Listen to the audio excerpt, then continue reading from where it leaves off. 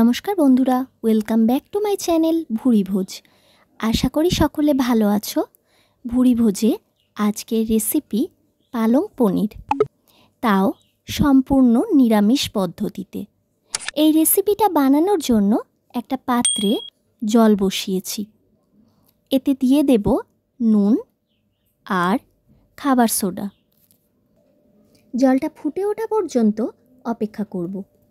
জল ফুটে উঠলেই এতে দিয়ে দেব পরিষ্কার করে ধুয়ে রাখা পালং শাক। 10 মিনিটের জন্য শাকটা একটু ভাপিয়ে নিতে হবে। শাকটা সেদ্ধ হয়ে গেলে জল থেকে ছেঁকে নিয়ে বরফ ঠান্ডা জলে শাকটা দিয়ে দিতে হবে।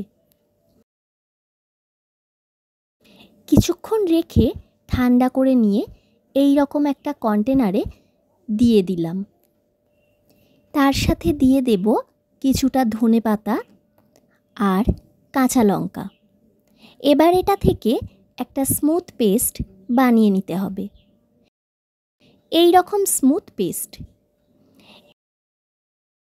এরপর কড়াই বসিয়ে প্রথমে দিয়ে দেব সাদা তেল।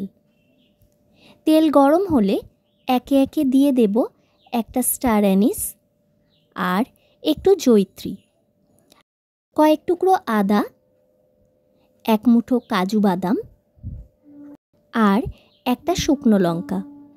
এগুলোকে 2 মিনিটের মতো একটু নেড়েচেড়ে তেল থেকে তুলে ঠান্ডা করে এটারও একটা মিহি পেস্ট বানিয়ে নিতে হবে।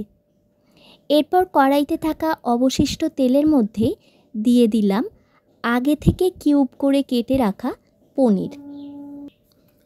পনিরগুলো হালকা করে ভেজে নিতে হবে। ভাজা হয়ে গেলে এগুলোকে হালকা গরম জলে ভিজিয়ে দিলাম। এইভাবেই এগুলো কিছুক্ষণ রাখা থাকবে। এরপর কড়াইতে আরও কিছুটা তেল যোগ করলাম। তেল গরম হলে তাতে সাদা জিরে আর এলাচ ফোড়ন দিলাম। এরপর শাকের মিহি পেস্টটা এতে দিয়ে দিতে হবে। একটু নেড়েচেড়ে এতে দিয়ে দেব একে একে ধনে গুঁড়ো, জিরে গুঁড়ো, কাশ্মীরি লাল লঙ্কার গুঁড়ো, লাল লঙ্কার গুঁড়ো, গরম মশলার গুঁড়ো, স্বাদমতো নুন, সামান্য চিনি আর আমচুর পাউডার। একটু কিছুক্ষণ নেড়েচেড়ে এতে দিয়ে দিতে হবে ভেজে রাখা বাটা মশলাটা।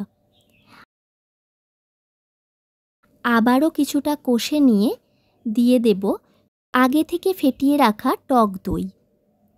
এই সময় ঢাকা দিয়ে 10 মিনিটের জন্য লো ফ্লেমে রান্নাটা হতে দিতে হবে।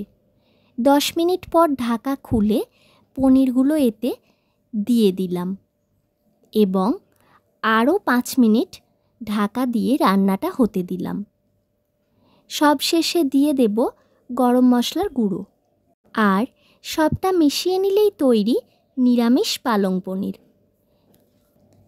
রেসিপিটা সম্পূর্ণ দেখার জন্য অনেক ধন্যবাদ। রেসিপিটা ভালো লাগলে লাইক, শেয়ার, কমেন্ট করে দিও। আর আমার চ্যানেলে যদি তুমি নতুন বন্ধু হও তাহলে প্লিজ আমার চ্যানেলটা সাবস্ক্রাইব করে পাশে থাকা বেল আইকনটা প্রেস করে দিও। সকলে সুস্থ থেকো, ভালো থেকো। আজ তাহলে এই পর্যন্তই। টাটা।